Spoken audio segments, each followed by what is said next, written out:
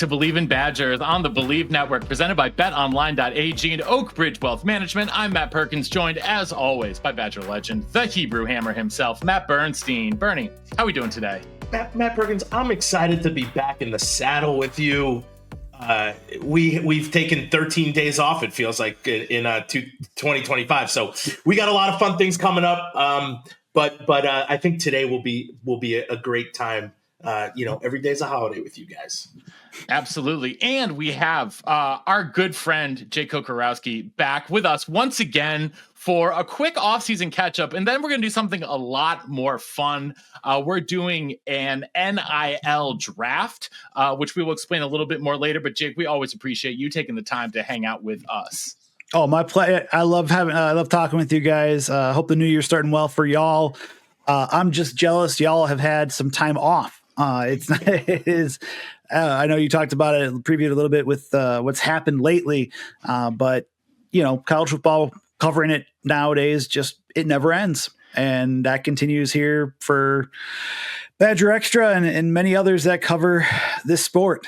Yes, and with the portal and all the coaching transitions going on, Jake is sleeping less than most people I know, except for maybe Bernie, who has two extraordinarily young children. But we'll get all into that here in just a minute. Before we do, want to remind everyone tuning in that we continue to be proudly presented by BetOnline. BetOnline continues to be the world's most trusted betting platform and your number one source for online betting in 2025. Whether you're a seasoned fan or a first-time bettor, BetOnline is your ultimate game day companion with the largest selections of odds on everything from football, NBA, college basketball, NHL, UFC, and more. BetOnline is the number one sports betting source for the new year. From touchdowns to three-pointers and hat tricks, BetOnline has you covered for every game, every play, and every win. BetOnline, the game starts here. And of course, we continue to be proudly presented by our main man, Chris Anicetti, and his team over at Oak Ridge Wealth Management, who are now official NFLPA partners, which is a really exciting announcement for them. We're super proud of Chris and his entire team over at Oak Ridge Wealth Management. If you are a current pro, future pro, or NCAA athlete with NIL deals, Chris Anicetti and Oak Ridge Wealth Management are who you need to get in touch with to get your money right. They specialize in one thing, that's wealth management for professional athletes. Chris and his team will set you up with a bespoke plan to make your money work for you off the field so you can focus on what you do best, perform on the field. Get in touch with Chris on Instagram at OakRidgeWM_Anicetti. That's OakRidgeWM_ANICETE, or head on over to their website, OakRidgeWealthMGMT.com. Chris Anicetti, Oak Ridge Wealth Management. Get your money right. We're going to be talking about money here just a little bit later, or we might as well get into it now because NIL is certainly one of the hot topics this offseason. A ton has gone on, Jake, since the last game, that disappointing game against Minnesota. I think most notably, we should start quickly talking about the position coach changes that we have seen, especially on the offside of the ball. The big name coming in is Jeff Grimes.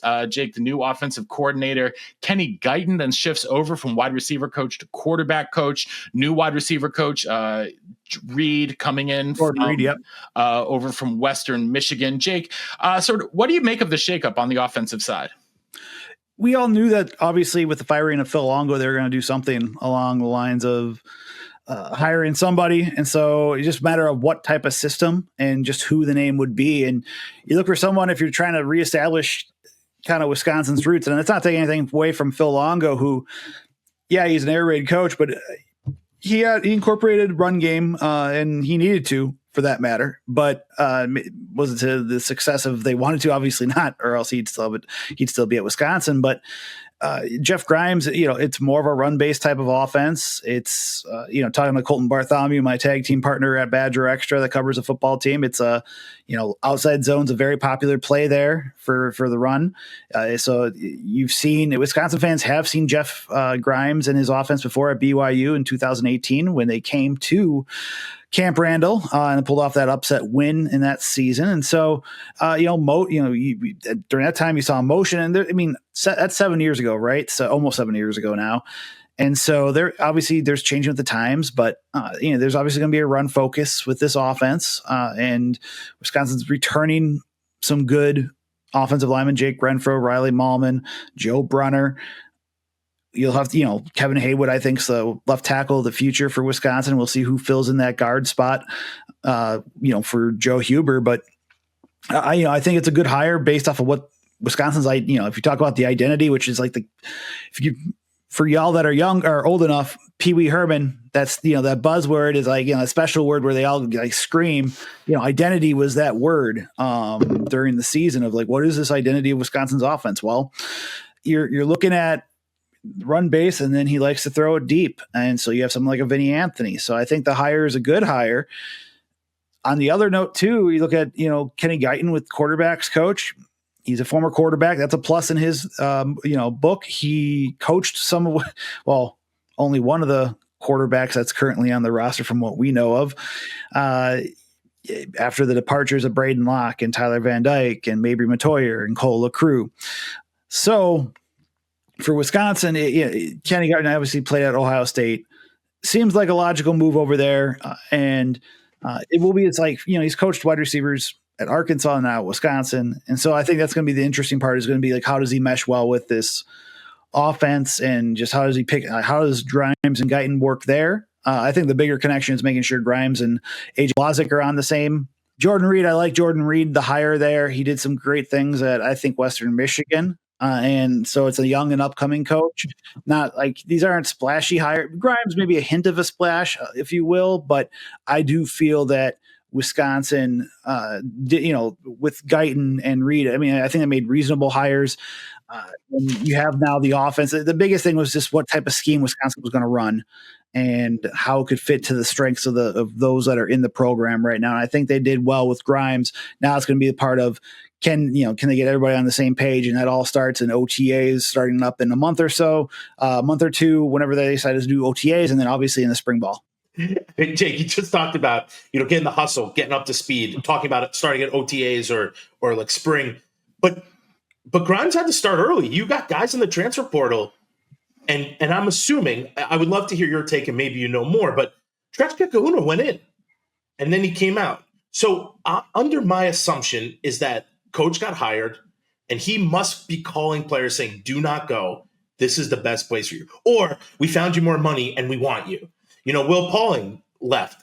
Now, I don't know what they're asking for, but I'm assuming that he got hired day of and is calling as many dudes who are in the transfer portal that he wants. And I have to assume Tretch was one of them. Jake, shine any light on any of those conspiracy theories? No, I honestly, unfortunately, I don't have any real info on that. It is interesting, though, to see Wisconsin and Luke Fickell. I mean, and this happened with Tretch back when he was a recruit in high school for the 2023 class. It was in fall of 2022. He decommits from Wisconsin, and then he goes and he then he commits to Arizona, and then goes back. And Charlie, I am sorry, guys. My dog just knocked out my camera again. You know what? I feel like that's a microcosm for the Wisconsin offseason. Let's just face it. It has been a giant cluster in a lot of different ways. I don't want to speculate too much on everything happening with Xavier Lucas. I feel like there's so much information, disinformation, competing information out there that honestly, like, I don't want to bother with you with it today, Jake. I know everyone's going to ask about it. Everyone's going to end up asking about it. Here's what we know. We don't know. Like that's basically what it boils down to. I'm not going to speculate. I'm not going to get into any of that other. Yeah. I mean, with Xavier, I think the one thing, like my tag team partner on the beat, Colton Bartholomew at Badger X, has done a great job kind of breaking down the situation. I think that's the best way to do it if we don't want to spend too much time, as we have that our NIL draft forthcoming. But before my dog decided to jump up and knock my connections out, with Tretch, I'm not exactly excited. We're not exactly sure what conversations we had. Hopefully, we're gonna be able to talk to Jeff Grimes soon, and that's gonna be one of the topics. Is kind of like what did you talk to Tretch? Did you talk to that, others about the visions of the offense too? Because remember, they also got like Billy Edwards Jr., the quarterback from Maryland, Danny O'Neill, quarterback from San Diego State, that was playing for your old teammate Matt and Sean Lewis.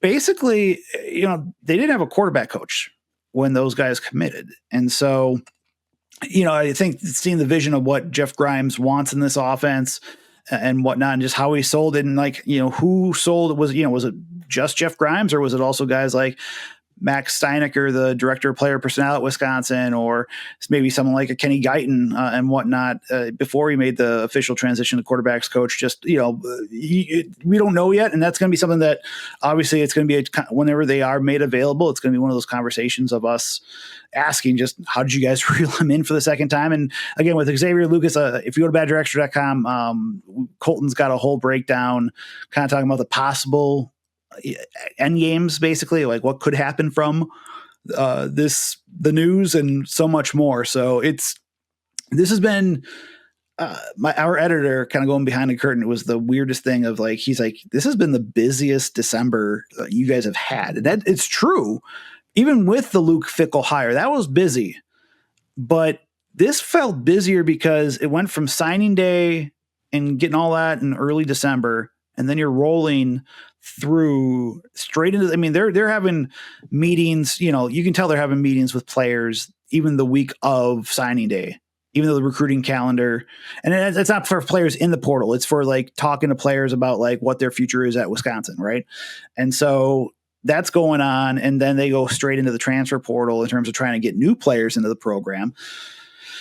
It's a crazy time for them, and it's a crazy time for us covering it. So but yeah, so that to me, I just found that like the dynamic of just the calendar changing and just the results of, they're not only recruiting high school talent, they're trying to talk to their own players about what their futures are. And then that week later, when the transfer portal opens, then seeing who is out there and who could help the program. So and there's been surprises and, big commitments. I think Tanner Koziel will be a great I think he has a good shot of being a really good tight end at Wisconsin underneath this offense, among others. So they picked up some good pieces, but we'll have an article out on Badger Extra coming up hopefully later this week. I'm just finished a deep dive into what the Badgers 2025 opponents have done in the transfer portal, and from the looks of it, outside of two of the Group of Five programs they're facing this year, well, maybe Alabama too. Most of them got better. Yeah, no surprise there. That's what everyone's trying to do in the transfer portal, Jake. So make sure that you are on Badger Extra all the time, checking out everything that Jake and Colton are writing, contributing. So much great stuff over there for, like Jake said, that deep, in-depth coverage. That's probably redundant to say of the Badgers. That's where you need to be. That's all fun and well and good to talk about what's going on now. But Bernie and I are nostalgic, if nothing else. And this is why, and Jake, we know you are too. And so this is why you are here today, because we are doing something a little bit different. It's the off season. We get a little punchy. Try to figure out what we're going to do in the podcast to stay different, stay unique, and stay fresh. We've done some drafts before. We drafted a 3-3-5 and the Longo offense last year. That was fun. But what we wanted to do is do something a little bit more speculative this time.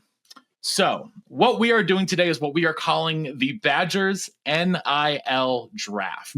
So what's going to happen is that we are going to have a fantasy draft here of the most valuable Badgers in terms of NIL endorsements since the Alvarez era. And so we'll each have 10 guys, and then you, the fans, the listeners, will vote on who drafted the most valuable team in terms of who you think would have the most money, considering positional value, on-field accomplishment, how many seasons they played and were starters, positional value, off-the-field personality. We know that's a big thing in NIL deals. So just considering anything that your opinions say, because yes, we have no idea what anyone would actually be valued. That's why I think this is so fun. Yeah, it's going to be a lot of fun. So age before beauty, I'm going last. So Jake, 1 or 2? 2. Correct. You're going first. All right. So with the go ahead, Jake. Oh no, go do your introduction, my good man. That sounded fun. Dude. No, I appreciate that was my introduction. I was going to say with the first pick in the 2025 draft, Jake Kocorowski selects, but we will let you ask a clarifying question first. No, there's no clarifying. I'm going to make the pick. I'm not going to take the 10 minutes that I normally take, like most NFL organizations in the NFL draft. That'd be a lot of dead air for this, and I'd have you guys start talking but I'm going to select Ron Dane. I think that's logical. Number 1. Melvin Gordon's a very interesting one. I was tempted to take him, but I think Don't give us other options, my friend. Oh, I know. I'm just, but we're all on the same he's hive on everyone's mind. Board. We're all in the hive mind. We all have the same hive mind, right? We're all there. 7,125 yards. If Zach Heilprin is listening, good friend, the NCAA all-time leading rusher, making sure I say that, 71 touchdowns, obviously no season below 1,457 yards. And obviously you look at his longevity, what he did in 4 years, Heisman Trophy.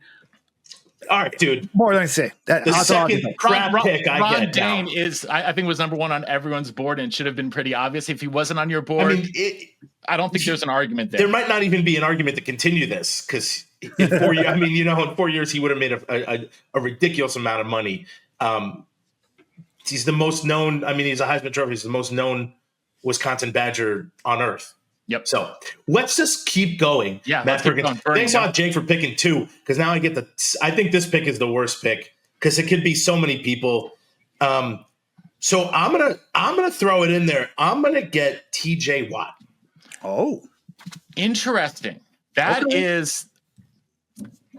I don't know how I feel about that, Bernie. I have a thought process in this. Okay. And if I didn't get Ron Dane, there are people that I think the Badgers need, if I'm just focusing on the Badgers in this day and age, or just in any day and age, an edge rusher is high. Edge there are a lot of other people. Jake, you know this. You did this. People in the portal. It's not kickers. There are. The top-ranked dude is who, Jake? Who are like the top-ranked position to get paid? Like quarterback, offensive line, probably defensive line, and then skill guys. So continue, Matt Perkins. I'm just saying that's where my head's at. Wow, Bernie, I went deep. You have gifted me. I love TJ. Don't get me wrong. He started for like a year and a half, but it doesn't. My thought is also, it's about brothers on the team. It's about JJ was having a ton of success. Yep, you're right. He gets bolstered by that. Okay. I'm just saying, and also they're going to try to keep him there. So maybe his first year wasn't big, but his third and fourth year were big. Okay, keep going. Let's just don't. Well, this is too easy. Jonathan Taylor, number 3. Are you kidding me? 3 years started, basically 2,000 yards every year, out of the gate, All-American. I see his production and his charisma and Wisconsin being a running back school and someone that values running backs. JT to me he was number 2 on my board. So I feel like I'm getting him value here at 3. Bernie, snake draft. I also get the 4th pick. Yes, you do. This one might be a little bit more controversial. Maybe not controversial, but this goes against Bernie's positional value argument. I'm taking Jim Leonard, hometown hero. Okay. As someone who would have gotten so many Wisconsin-based endorsements because of his story. But no, it's one of many factors, Bernie. It's one of many factors. So I'm going Jonathan Taylor, and then I'm going Jim Leonard, and it goes back to you, Matt Perkins. I sadly think now I'm back in the top until Jake goes. But Matt, listen, I love Jimmy more than anything. Great dude, but I'm going to take Joe Thomas for all those reasons. Times the dude was the best O lineman, and you need a left tackle. Joe Thomas.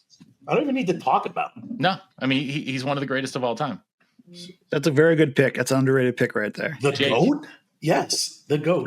I'll say now my second pick, I'm going to go Melvin Gordon. I'm going to go MG3 because look at him. Number 4 all time. Had 2 big rushing seasons. He's an hometown product from Kenosha, home state product. A lot of charisma. Had a huge Heisman type season. If Marcus Mariota doesn't do what he did at Oregon, many could argue that Melvin deserved it more. I'm going to say Melvin Gordon just based off of what he did at those final 2 years at Wisconsin. I can't at you guys picking running backs and the hold on. Jake's got running backs. Jake's got another pick right now. I was going to go MG3 and then Joe Thomas, but you took it before me. This time, I'm going to go out of all the ones that we have started to talk about. I'm going to go Russell Wilson. on this because the transfer portal market, he was a grad transfer, right? That's when he was able to make the rules. You've seen players, especially in the quarterback market, getting paid, quarterback position getting paid reportedly a lot of money. You've seen the reports about, Mensa going to Duke for, they said $4 million. I know there have been a couple of conflicting reports talking about Carson Beck for Miami to $3 or $4 million. You saw what Russell did that 2011 season. I know it was only 1 year, but you saw how he transformed the offense. But so to even, in terms of NIL, obviously quarterback's one of the big key positions. I think Russell would have had a huge, huge NIL opportunity at Wisconsin with how he played that season. Awesome. I was hoping he would be there because I completely agree with you. In 1 year, he makes probably as much as almost everybody in 1 year because he might get $10 million. We don't know. I'm in this horrible position in the middle where I get one pick every two. This is god awful for me.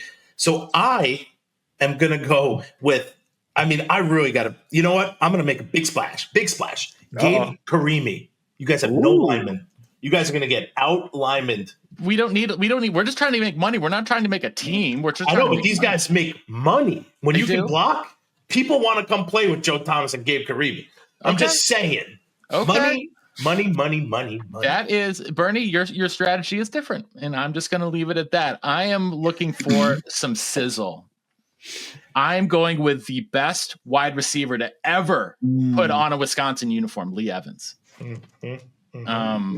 Again, multiple years in All-American, huge numbers, 4-year starter, record holder, and everything. Bernie, you played with him. He was the man. He's the best to ever play. Listen, I'm trying to get ahead of you two with my terrible position in picks, which I'll consistently keep saying. So I'm just trying to make a splash, but I think he is one of the best. He's the best wide receiver. He's an outstanding person, and he would get every single deal out there. Yes, he would. And because of that gregarious nature, or good guys who would get good deals, going back to the running back, Monty Ball. All Monty Ball did was score touchdowns.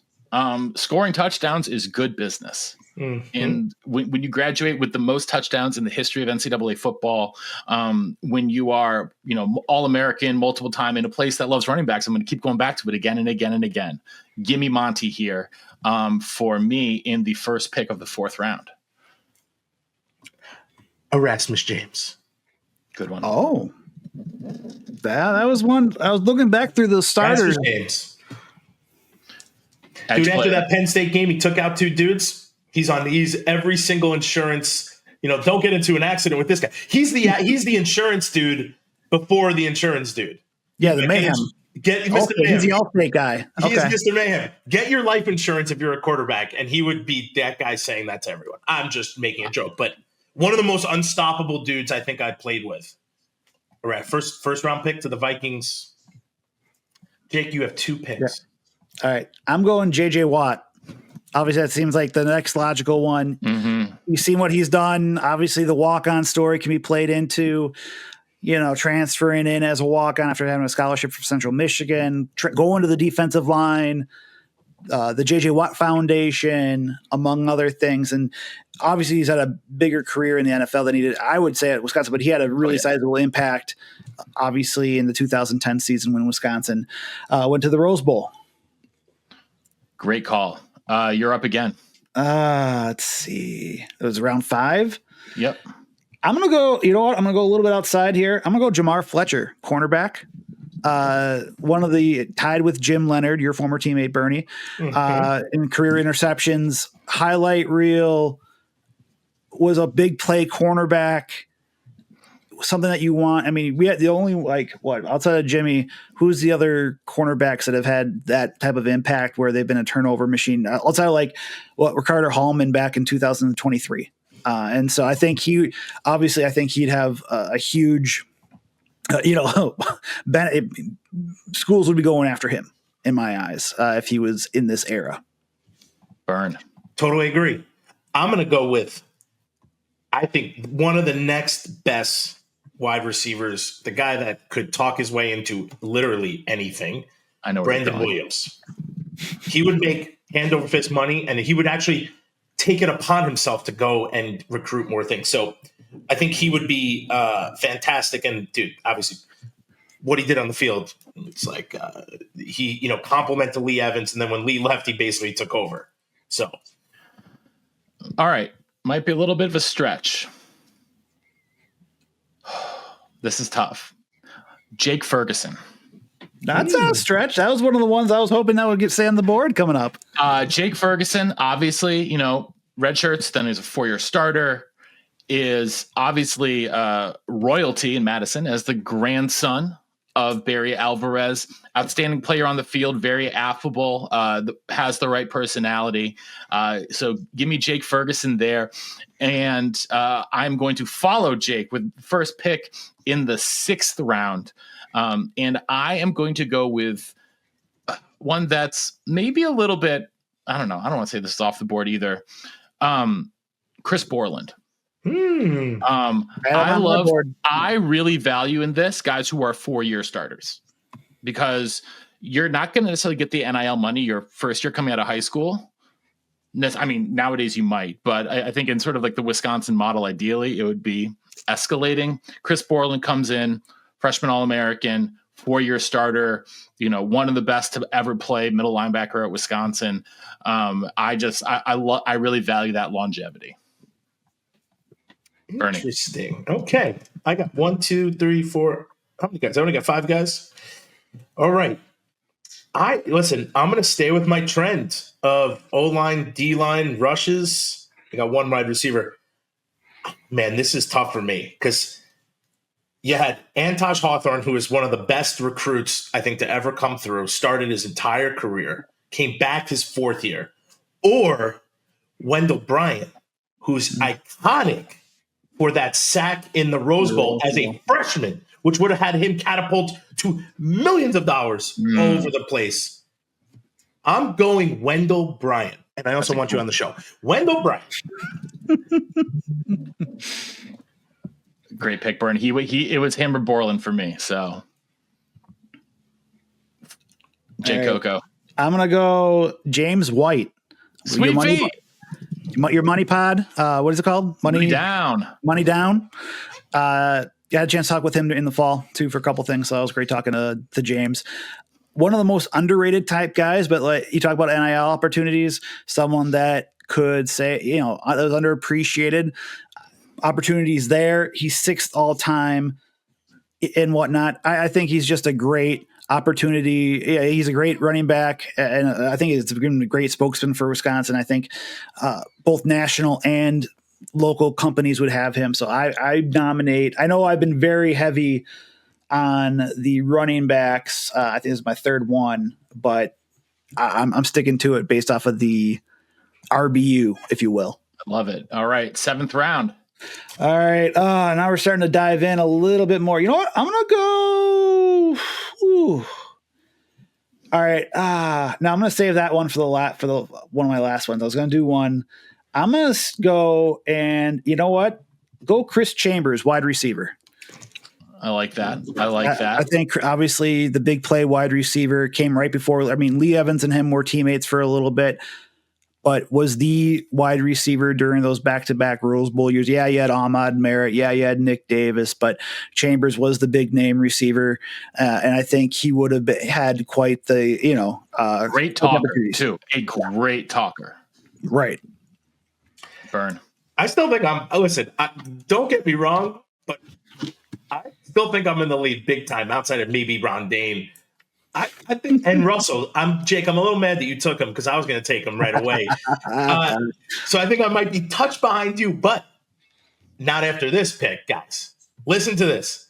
The biggest, baddest mofo in the land. Couldn't even get on his little teeny scooter. Aaron Gibson. You guys cannot form a line at Wisconsin without the 3 dudes I have. They all won trophies. They all played in the NFL. They are all dominant dudes. Aaron Gibson also blocked for who? Rondane. So he is going to be on every single billboard. He might even hold the billboard up.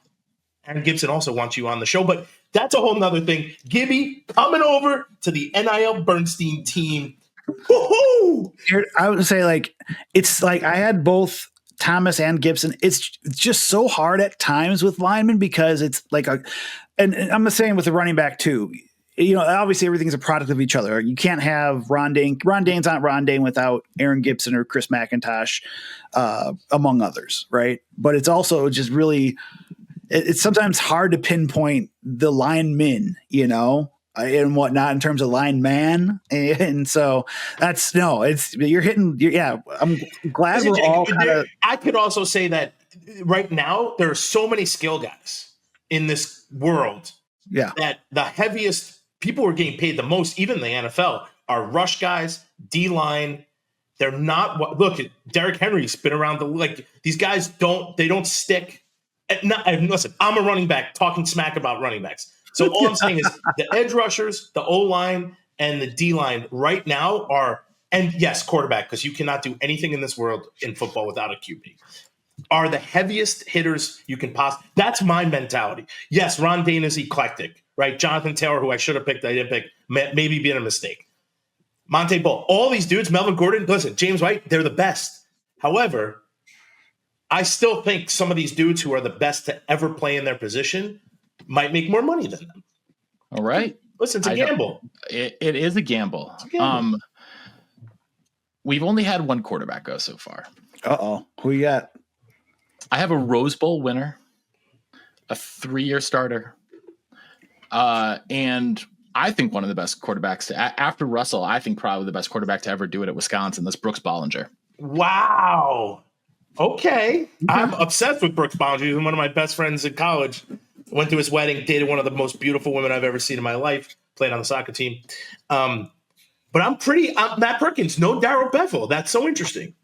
Darrell Bevell's great. Don't get me wrong. He has all the top everythings. I rate Brooks higher because he won the Rose Bowl as a freshman. Again, then you get to follow that. So you get the long tail in that, right? Bevell won later in his career, I think, if I'm not mistaken. He was a starter for 2 more years after that 93 Okay, so he was a sophomore when he won the Rose Bowl. It's not, that's an interesting argument there. I will take Brooks just because I think the fervor for Wisconsin football in 2000 was higher than it was in 94, 95, 96, and those years right after that Rose Bowl, but I can't be certain.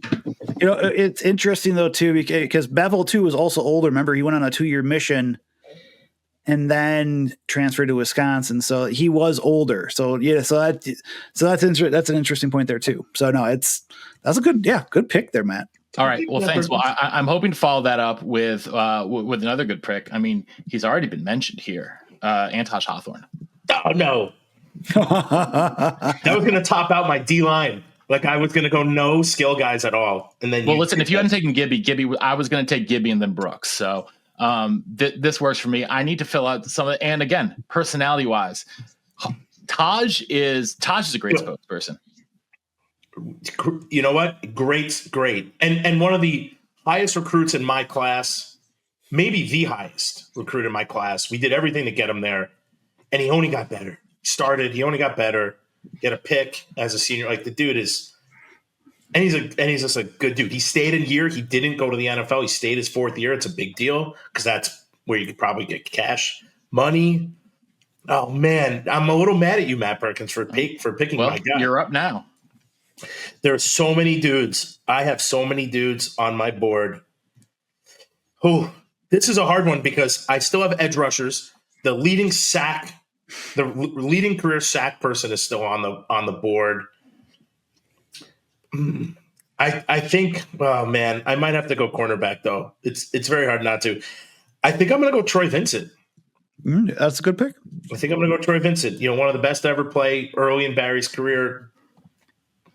But this is hard, man. All right, I'm going to go Troy Vincent. All right, Jake. I'm going to go. This is where I start having a little bit of fun because I've been trying to be strategic with you guys, but I'm going to have a little bit of fun in these later rounds. I'm going to go Bo Allen, defensive lineman. Next on my board, he's everything. Yeah. Bo, the hair, the personality, the playing 4 years at Wisconsin, part of Rose Bowl teams, was part of that transition and during the Gary Anderson era to the 3-4. And you obviously seen what he's done, and you see his personality shine even more on the NFL scale. I think he would have been, and obviously going back to what you've seen with the defensive line, just how important it is. He was a stalwart in that line.